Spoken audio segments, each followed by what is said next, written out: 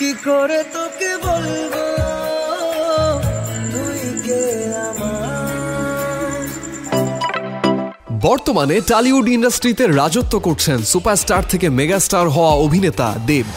কিছুদিন আগেই মুক্তি পেয়েছে দেব শুভশ্রী অভিনীত বহু প্রতীক্ষিত সিনেমা ধূমকেতু, যেখানে 10 বছর পর এই জুটিকে দেখে রীতিমতো উচ্ছ্বসিত ভক্তরা।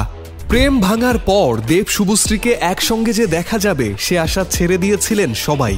তবে ধূমকেতু টালিপাড়ার এই হিট জুটিকে আবার মিলিয়ে দিল।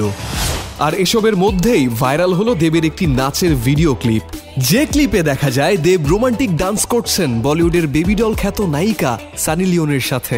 এভাবেই দুই ইন্ডাস্ট্রির মানুষ পা মেলালেন একসঙ্গে। ভিডিওতে দেখা যায় দেব পরেছিলেন সাদা রঙের কোট প্যান্ট আর সানি পরেছিলেন অ্যাশ কালারের শিফন শাড়ি। দুই তারকাকে রোমান্টিক ডান্স করতে দেখা গেল দেবেরই কি করে তোকে বলবো তুই কে আমার এই হিট গানটিতে। দেব সানির এই ডান্স দেখে মুগ্ধ হয়েছেন স্বয়ং মিঠুন চক্রবর্তী। তবে এটা সাম্প্রতিক কোনো ভিডিও নয়। 4 বছর আগে সানি ও দেব ডান্স করেছিলেন dance Bangla dance junior season 2-এ।